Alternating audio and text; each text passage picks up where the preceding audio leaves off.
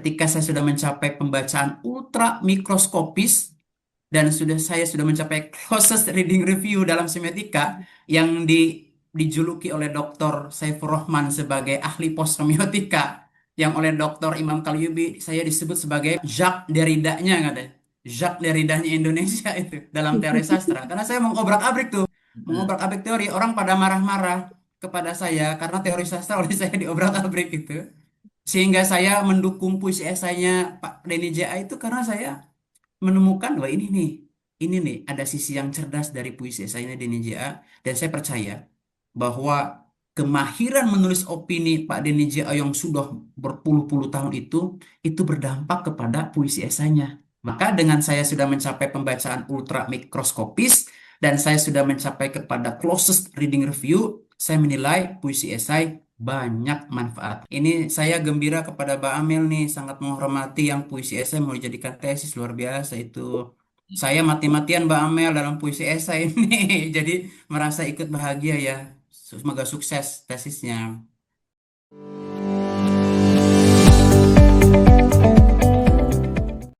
Ada yang baik, ada yang buruk. Saya sebagai kritikus yang terbuka sejak dahulu Mbak Amelia, tidak jarang saya mengkritik Bapak Denny J.A. di belakang secara japri ya. Dan Mm-mm. sampai bertengkar tuh, sampai bertengkar. Tentang apa? Tentang ilmu. Apakah kita boleh beradu argumen? Bertengkar tentang ilmu? Boleh. Demi perbaikan, demi kemajuan. Begini, supaya puisi esai kita bagus. Puisi esai itu cenderung menggunakan bahasa yang komunikatif. Betul? Ya, Supaya dipahami oleh anak SMA sekalipun katanya. Tetapi karya sastra yang bermutu itu tidak terlalu metaforis, Bamel, tidak terlalu komunikatif. Terlalu oke. komunikatif menjadi bahasa sehari-hari, menjadi practical language, menjadi Mm-mm. non-poetic language. Dan terlalu metaforis menjadi sukar dipahami sama sekali, menjadi Iya, nonsense nanti. Nonsense. Jadi puisi yang bagus adalah dia di antara bahasa komunikatif dan di antara bahasa yang metaforis. metode. Kalau puisi esai yang kalau puisi esai ingin bagus, harus bergerak di antara bahasa komunikatif supaya Hmm. tema-temanya dipahami oleh publik, tetapi bahasa pengantar estetikanya, redaksinya, dia menggunakan bahasa-bahasa yang metaforis. Tetapi Hmm. metaforis yang dapat dipahami secara komunikatif. Itulah tantangan terbesar dari puisi esai. Saya oleh Hmm. sebab itu, saya mengeliminasi secara tidak penuh ya, tahun 2024 ke bawah karya Denny J.A. Buku-buku puisi esai Denny J.A. menurut saya di bawah tahun 2024 itu masih bermasalah di bahasa komunikatif di dalam puisi-puisi esainya. Tetapi sejak 2024 ya, 2024 ke Hmm. sini nih, sampai 2025, menurut saya puisi-puisi Denny J.A. sudah menunjukkan kemapanan mapanan linguistiknya dan sudah menunjukkan kemapanan-kemapanan literarnya, sastranya. Hmm. Jadi ada seorang tokoh yang bernama Jonathan Fuller. Jonathan Fuller berkata, orang yang ahli dalam sastra atau puisi itu harus memahami atau memiliki kompetensi linguistik satu, Oke. kompetensi bahasa atau linguistik satu. Yang kedua, menguasai kompetensi sastra, sastrawi. Hmm. Yang pertama kompetensi linguistik, yang kedua kompetensi sastra atau kompetensi literer. Jadi bahasa ilmiahnya kompetensi linguistik dan kompetensi literer. Nah, Denny J.A. menurut saya yang sejak tahun 2024 sampai 2025 nih sekarang nih, kemampuan linguistik dan kemampuan literernya atau sastranya dia sudah mulai beranjak tuh ke tahap yang mapan. Jadi puisi esainya tidak terlalu komunikatif dan tidak terlalu metaforis. Jadi di sana ada ruang-ruang yang bisa dipahami, tetapi tetap saja nilai-nilai estetisnya itu ada. Tapi Jadi menarik Kang, saya mengikuti apa ya cerita dari sudut pandang dari Kang Narudin sebagai seorang kritikus. The ability untuk melihat jauh lebih dekat ke dalam kata-kata itu yang tidak semua orang punya. Artinya bukan hanya melihat susunan kata, bagaimana kata itu membentuk metafor, tapi bagaimana arsitektur kata itu membuat meaning tersendiri. Dan untuk bermain di antara ranah kreatif dan ranah komunikasi itu kan yang sulit begitu ya Kang ya. Saya juga baca rekam jejak lah paling tidak di media begitu ya. Kang Narudin adalah orang yang juga mengikuti perkembangan puisi esai eh, mungkin sejak fase-fase awal berdirinya begitu ya sampai saat ini. Kalau Kang Narudin sendiri melihat begitu sebagai seorang kritikus, kalau tadi kan tokoh Denny JA-nya ya sebagai seorang penggagas dan penulis, bagaimana dengan puisi esai sebagai genre itu sendiri gitu? Genre Wah, dalam sebuah sastra perkembangannya 13 tahun lah, 13 tahun ini mungkin ada fase-fasenya di pandangan Kang Narudin atau bagaimana betul. perkembangan? Sebetulnya Mbak Amel, orang-orang mengkritik puisi esai itu karena meremehkan atau menganggap kecil. Puisi esai Hmm, itulah puisi apa, menganggap remeh, menganggap kecil. Nah, saya membongkar itu. Saya membongkar itu secara ilmiah. Yang dianggap kecil oleh mereka adalah catatan kaki di bawah itu sebagai hal yang biasa. oke. Puisi-puisi yang lain pun kalau diberi catatan kaki ya menjadi puisi esai. Selesai. Tapi ternyata dalam semiotika, saya gunakan teori semiotika yang saya kembangkan ini ada di buku Sintes Semiotik, Teori dan Praktik buku saya yang terbit tahun 2023 yang disebut oleh Profesor Aminuddin Aziz sebagai buku ini dapat memberikan sumbangan besar bagi sastra Indonesia. Sebab ada kebaruan-kebaruan semiotika yang saya sampaikan. Jadi, kalau catatan kaki itu di bawahnya itu bersatu dengan definisi kata, dengan fakta-fakta, ya puisi yang lain pun sama.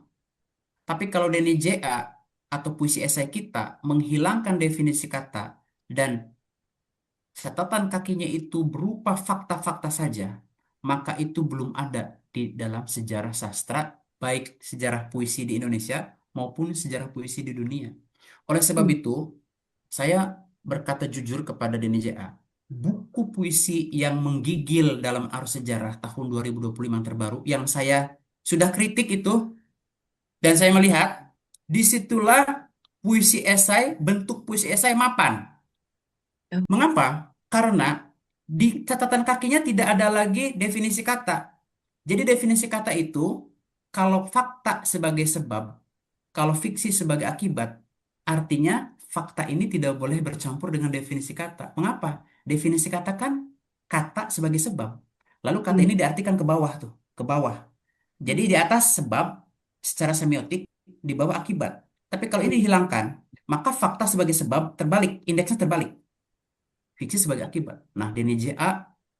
berarti telah memberikan genre baru di sastra Indonesia. Dan saya mengatakan ini sebagai indeks terbalik kepada Bapak Denny J.A. sudah lama. Dia mengatakan, Narudin ahli puisi esai dan sangat brilian katanya. Dan ini dibuka di sini ya. Jadi bentuk supaya bentuk puisi esai itu sudah jangan ragu lagi menulis itu sebagai genre baru dan ini tidak akan terbantahkan oleh orang-orang yang kontra terhadap puisi esai. Lalu itu yang pertama ya. Ini mhm, waktunya supaya efektif. Yang kedua, begini. Kalau puisi esai itu temanya bermacam-macam, secara sosiologis, politis, geografis, filosofis, dan ilmu-ilmu disiplin-disiplin ilmu yang lainnya, maka puisi esai itu menjadi puisi yang kaya kalau diteliti secara sosiologis. Satu, mhm, sosiologis. Yang kedua, akan kaya ketika diteliti secara semiotik, teori sastranya tuh, sosiologi, teori sastra sosiologi, teori sastra semiotika. Lalu yang ketiga dapat juga diteliti secara apa ya itu? Hmm, pendekatan biografis, pendekatan biografis yang bersifat yang bersifat kepada nilai-nilai kepersonalan di puisi esai itu. Nah, lalu yang ke yang selanjutnya, puisi esai itu karena dia tadi itu di atasnya itu fiksi, di bawahnya fakta, dan catatan kaki itu tidak boleh terbalik itu disebut dengan puisi esai. Sedangkan puisi dan esai itu dua dua dimensi atau domain yang berbeda kan? Nah, padahal dalam tanda kurung, puisi dalam kurung yang bercita rasa esai. Puisi hmm, dalam kurung yang bercita rasa esai. Nah, ini ini masuk ke dalam teori postmodernisme. Postmodernisme, ciri-cirinya itu, kalau misalnya kita meminjam Lyotard misalnya, Lyotard, atau kita meminjam misalnya yang lainnya, dia akan berkata bahwa dalam postmodernisme itu relatif. Segala hal itu Hmm. relatif. Oleh sebab itu, apakah kita boleh menciptakan istilah puisi esai? Boleh, karena relatif. Segala sesuatu itu relatif. Jadi kita dapat menciptakan puisi esai. Padahal kerelatifan itu diabsolutkan dengan tanda kurung nih, yang bercita rasa esai. Jadi bukan puisi yang esai yang menggantikan esai, tetapi puisi yang bercita rasa esai yang ada catatan kakinya. Dan catatan kakinya yang membedakan dari semua catatan kaki yang genre puisi yang lain, tanpa ada definisi kata. Itu tidak boleh. Kalau ada definisi kata, berarti sama dengan puisi yang lain. Sebab apa? Sebab akibat. Ya, Kalau puisi esai kan fakta menjadi sebab. Jadi fakta ini harus semuanya fakta di bawah. Jadi kesimpulannya secara singkat, puisi esai akan diterima sebagai genre baru kalau catatan kakinya fakta semua. Fakta semua. Dan di atasnya fiksi. Jangan ada itu definisi kata. Kata saya kepada Pak Paden JA, nah ini Pak Paden JA, baru puisi esai menjadi genre baru di Indonesia. terkait penerimaan publik, puisi esai ini bisa dikatakan kontroversial karena lahir di era media sosial ketika semua orang sudah bisa membagikan opininya sendiri begitu ya. Memang pada awal kelahirannya banyak kontroversi yang hadir, tapi Kang Narudin melihat perkembangannya sampai saat ini, bagaimana penerimaan puisi esai itu sendiri, apalagi sudah bisa dikatakan mapan dengan ragam indikator dan ragam referensi yang tadi Kang Narudin sampaikan. Hmm. Puisi esai itu kan puisi ya, puisi kan. Ya. Tetapi kan Pak Deneja itu mengotot bahwa puisi itu fiksi katanya. Nah, kalau fiksi, berarti fiksi itu apa? Di dalamnya itu kan cerita. Nah, Hmm. puisi esai itu puisi yang bercerita, dapat menggantikan cerpen, dapat pula kalau panjang menggantikan novela, dapat pula Hmm. kalau panjang sekali menggantikan novel. Jadi wadah wadah puisi esai bentuknya itu menampung puisi sekaligus cerpen, sekaligus novela, sekaligus novel. Oleh sebab itu, empat medium ini kan bisa ditransformasi tuh, dialih wahana, menjadi film, menjadinya lagu atau nyanyian, dan menjadi alih wahana yang lain. Oleh sebab itu, perkembangan puisi esai akan kuat karena alih wahananya itu mudah, sebab bersifat prosais atau bersifat naratif dalam puisi esai. Dan ini sudah terbuktikan, ini Hmm. DNJA kan sudah lama, sudah membuktikan itu.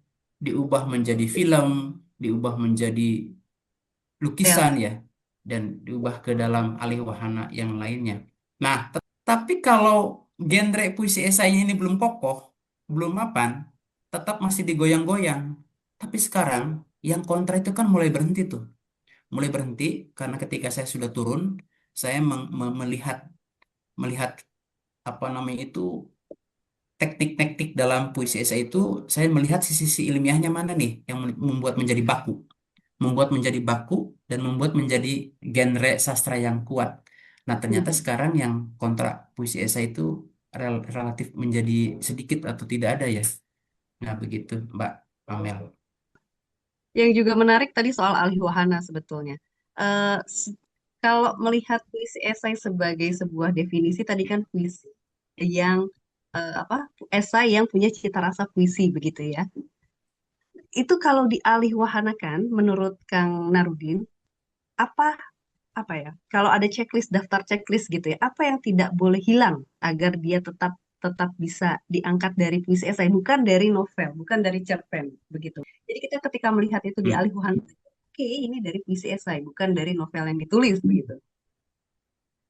Pertanyaan yang mantap ini. Sebetulnya sejak komunitas puisi esai yang dibentuk itu oleh Fatin Hamama itu sebetulnya mereka sudah banyak mengabaikan, ayolah baca puisi. Tidak berpikir bahwa pembacaan mereka tuh sama saja. Hmm. Seperti puisi-puisi yang lain dibacakan. Rendra membaca puisi, Taufik Ismail membaca puisi, dengan puisi yang dibacakan oleh mereka, mereka sama. Ingin tahu tidak supaya beda, Mbak Amel? Supaya ini loh puisi esai. Ayo, bagaimana caranya? Caranya seperti yang DNJA lakukan di buku puisi esai yang berjudul Yang Menggigil Dalam Arus Sejarah. Apa Mbak Amel perbedaannya? Di atas, di bawah judul puisi esai. Itu diberi ini dalam tanda kurung tuh. Diberi pengantar fakta, faktual. Pengantar faktualnya dibacakan dahulu. Misalnya, anak SD berumur 14 tahun, anak SD berumur 11 tahun diperkosa oleh gurunya di toilet. Lalu di bawah puisi esainya tuh, fiksinya tuh, difiksikan. Nah, lalu di bawah, di catatan kakinya, referensi rujukan. Misalnya dari kompas.com, dari Tempo, atau dari media massa lainnya. Jadi Mbak Amel, ketika dialihwahanakan terhadap lagu, pembacaan puisi, atau film misalnya, di awal itu harus ada fakta yang dibacakan terlebih dahulu yang mendasari fiksi ini. Fiksi menjadi lagunya, fiksi filmnya, dan fiksi pembacaan puisinya itu. Jadi Mbak Amel, dibacakan dulu ya, faktanya itu Iya. dibacakan. Itu yang membedakan. Terakhir nih, Kak, sebetulnya dua terakhir ya. Eh, Kalau tadi dengar cerita dari Kang Narudin, kita sebagai PCSI ini butuh waktu dari 2012 sampai 2024. Kang Narudin mendefinisikan PCSI paling tidak dari karya penggagasnya itu masih terlalu bahasa yang komunikatif. Yang dikatakan mapan justru di 2024 ke atas. Berarti butuh waktu sekitar 12 tahun. Itu apakah untuk sebuah genre dia dari hadir dilahirkan begitu ya sampai dia mapan di waktu 12 tahun itu apakah waktu yang cepat atau lambat begitu? Dan kalau lambat, kenapa dia bisa lambat? Kalau cepat, kenapa dia bisa cepat? Hmm, puisi esai itu adalah puisi politis. Betul tidak? Mengapa politis? Dengan namanya saja puisi esai banyak sastrawan yang melawan, banyak yang membantah. Dan genre puisi esainya pun dipertanyakan terus-menerus. Dan cara penyebaran puisi esainya pun dipertanyakan oleh masyarakat. Betul tidak? Artinya, selama ada kata puisi esai, ada kata politik yang menyertainya. Nah, politik-politik yang menyertai, orang-orang yang kontra, orang-orang yang menghalangi itu membuat Denny JA memiliki ruang-ruang yang yang butuh waktu untuk menyempurnakan bentuk puisi esainya itu. Jadi ketika Baik. memakan waktu 12 tahun itu masa permenungan, pergumulan intelektualitas Deni JA yang bertahun-tahun untuk menyempurnakan genre puisi esainya itu. Mbak Amel, Ya. jadi ketika sudah sekarang ya, sekarang menjadi misalnya mapan bentuk puisi esai, berarti sudah melewati fase-fase pergulatan intelektual di dalam Hmm. kepala DNJA dan juga di ini nih milieu Mbak Mel, Hmm. sistem milieu di lingkungan di DNJA-nya yang merongrong kesempurnaan dari bentuk puisi esai itu. Dari mana? Dari yang grup kontra, menghujat-hujat, menghina-hina. Nah, itu menjadi halangan untuk Hmm. menjernihkan bentuk puisi esai. Lalu Mbak Amel, mohon maaf ya, ini jujur saja saya kritikus terbuka nih. Ini milieu nih, orang yang di sekeliling Denny Jaya ini mereka ini tidak kritis secara objektif dan atentif kepada Pak Denny Jaya. Jadi tidak memberi peluang-peluang untuk menyempurnakan genre puisi esai. Tapi kan orang akan terus mengutuk puisi esai. Oh ini Nah, bentuknya ini masih main-main. ya, Jadi ya. kita kuatkan secara ilmiah, secara mapan, bentuk puisi esainya itu. Maka waktu 12 tahun itu adalah waktu yang panjang karena banyak rongrongan yang bersifat politis di sekelilingnya itu. Mbak Amel, begitu. Em, saya mengangkat dalam tesis saya ini adalah bagaimana puisi esai dia hadir sebagai gerakan sosial yang muncul sebagai brand. Brand di sini bukan sebuah produk komersil begitu ya, tapi sebagai sebuah icon yang di mana orang-orang ketika diasosiasikan dengan puisi esai itu memiliki makna yang kuat begitu sebagai ruang ekspresi terutama anti diskriminasi dan juga isu mengenai human rights begitu ya. Dan dalam perjalanan Puisi Esa sebagai sebuah brand ini, saya melihat bahwa Puisi Esa itu sedang menuju sebagai cultural icon. Artinya icon kultural yang bisa melekat dan legasinya itu bisa cukup panjang. Saya mengcompare dengan jazz begitu ya. Jazz yang lahir dari diskriminasi Afro-Amerika, di mana jazz muncul menjadi ruang Afro Amerika. ekspresi bagi kulit hitam, yang pada akhirnya dia berkembang tuh. Bolehlah jazznya dengan aliran yang lain, tapi core-nya tetap jazz. Bolehlah puisi esai nanti lahir dengan mungkin kata-katanya tidak panjang, mungkin dibantu AI barangkali ke depannya. Tapi dia secara spesifik unsurnya tetaplah puisi esai begitu. Kalau Kang Narudin melihat next ke depan begitu ya, setelah puisi esai mapan, what next? Bagaimana puisi esai ini bisa legasinya diteruskan? Mbak Amel, saya akan mendukung puisi esai sebagai brand atau legacy untuk tesisnya Mbak Amel itu supaya kuat. Oke? Nah, begini nih penjelasannya. Mbak Amel, otak manusia itu kan ada otak kanan, otak kiri. Mhm. Otak kanan untuk puisi esai adalah fakta, Bang John. Fakta. Otak kanan tuh yang bersifat analitis ya. Otak kiri Mhm. ini fiksi nih, fiksi. Itu yang membuat jadi brand itu kuat, Mbak Amel.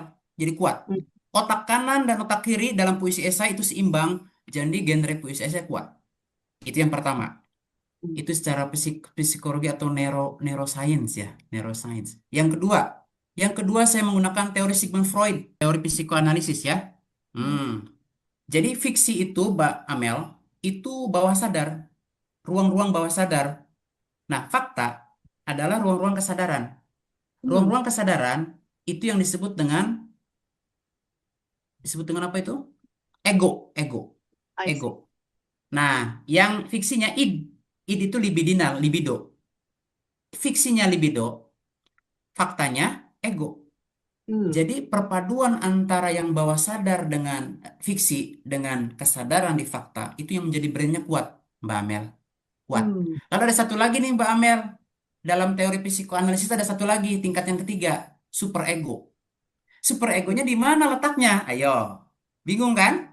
Mhm. Superegonya Mbak Amel adalah di isu-isu kultural, di isu-isu sosiopolitik, di isu-isu yang membangun bangsa ini lebih baik karena apa? Karena dasarnya dari fakta yang nyata. Fakta yang Hmm. nyata, berita-berita yang real time dijadikan fiksi. Tadi itu superego ya, Mbak Mel. Ya. Superegonya apa coba? Superego itu adalah moralitas dari puisi esai. Bawah Oh. sadarnya fiksi, kesadarannya fakta, ego, id-nya fiksi, egonya itu fakta. Nah, superegonya itu adalah sistemnya itu. Apa sistemnya itu? Yaitu tema-tema yang dimasukkan atau yang memengaruhi puisi esai itu secara tematis. Apa itu? Kultural, budaya, politis, politik, Oke. budaya, lalu isu-isu yang sedang real time terjadi, isu-isu faktual yang sedang terjadi atau aktual yang terjadi. Itu yang membuat brand puisi esai akan berlangsung lama. Mengapa? Ya peristiwa-peristiwa yang real time dijadikan puisi. Mhm. Yang hidup sehari-hari jadikan puisi, maka sama dengan sepanjang nasib hidup itu pun ada. Mhm. Maka, Mbak Amel, puisi esai akan eksis menurut saya. Kalaupun Pak Denny Jaya meninggal dunia, kalau ada yang masih terus memakmurkan puisi esai, maka akan terus berlanjut. Terakhir dari saya menarik juga tuh dari Kang Arif. Sebenarnya banyak yang mau ditanyakan, tapi paling nggak ini terakhir. Kalau begitu, memang isu-isu sosial, isu kemelekatan isu itu akan selalu ada dan berubah bentuknya seiring zaman. Tapi selain isu, kira-kira karena sebuah gagasan atau social movement itu hidup karena relevan, apa yang kira-kira membuat puisi esai akan selalu relevan selain karena adanya isu sosial atau luka sosial yang akan terus terjadi? Puisi esai akan selalu relevan dengan kebutuhan zaman, sebab puisi esai berangkat dari fakta-fakta sehari-hari atau peristiwa-peristiwa aktual. Nah, Mhm. dan juga puisi esai itu kan dia memadukan antara fiksi dengan fakta. Nah, fiksi dengan fakta itu baik di fiksi maupun di fakta itu semuanya itu sama secara tematis sebetulnya. Kalau di Mhm. faktanya pembunuhan nyata, di fiksinya pun sama juga pembunuhan juga. Nah, kedua hal itu di dalam di dalam teori psikologi psikologi ketika kata diulang-ulang atau repetisi itu dapat memperkuat itu, Mbak Amel. Jadi dengan adanya fakta yang nyata, lalu secara tematik, lalu di fiksi pun ada fakta yang telah difiksikan, tapi tetap saja temanya sama. Pembunuhan misalnya anak muda di fakta, di fiksinya pun pembunuhan anak muda dengan karakter yang lain atau dihilangkan namanya dengan inisial misalnya. Nah, jadi dua penekanan itu, dua repetisi secara tematik itu yang akan terus membuat puisi esai itu bertahan lama dan ini yang membedakan dengan genre puisi puisi yang lain, genre puisi yang lain. Jadi kalau puisi yang lain, dia itu ketika membuat fiksi, ketika membuat puisi, dia tidak fokus akan kemana-mana. Antara fakta dan fiksi itu kemana-mana.